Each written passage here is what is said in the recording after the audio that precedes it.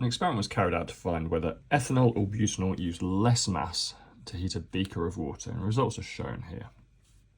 Okay, which experiment gave the largest temperature rise per gram of fuel burnt? And we need to show our working. So, temperature rise per gram. The mathematical symbol we associated with the word per is divide. The temperature rise in a gram of fuel, if you like. So in a per is going to be divide. The mathematical symbol we associate with the word per is divide. So our formula here is temperature rise per divided by grams of fuel burnt. Now we've got before and after figures of our experiment above. So the water when we started was 20, when it finished was 48. So we need to work out the temperature rise, and that's a simple subtraction. Take the 20 from 48, 48 minus 20 is going to be 28. Do the same over here for the butanol. It ends at 43 and starts at 20, so that's 23 degrees. So the butanol there looks like it's heated it less, but obviously this depends on things like wick size. The bigger the wick, the more fuel it burns. So we need to see how much fuel has been burnt as well. So let's subtract the mass after the experiment from the mass before the experiment. So the mass here has gone down. We would expect that. The fuel is being burnt. So we want to know how much fuel is being burnt. So again, let's subtract these two. I use a calculator for that, I think. 158.73 minus 156.54 equals 2.19 grams of fuel. So that's 2.19 grams there. Okay, let's do the same this side. Okay, so we're starting with 202.61 and we're finishing with 201.38 equals 1.23 grams. Okay, now it's pretty straightforward if you've got it so far. We just need to do temperature rise divided by mass of fuel burnt. So we're going to do 28 divided by 2.19 there.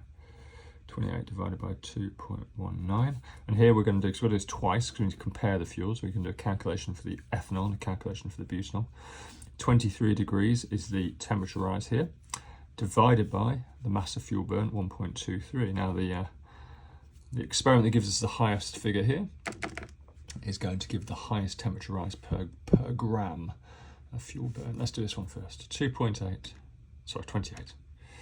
divided by 2.19 equals 12.785. Let's make that 12.79. So that's 12.79. Now the unit, okay, is the temperature rise, the degrees C, divided by the mass of fuel burnt in grams. So the unit is degrees C per gram.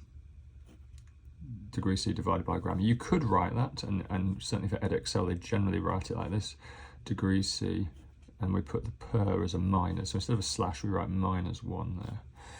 Okay, so that's the unit. That's kind of like the AQA unit. That's like the Edexcel unit. So it means the same thing.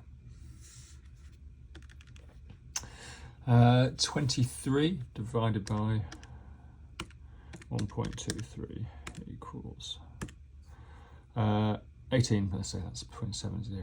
18.70. Now it's degrees C. Let's do it the Edexcel way.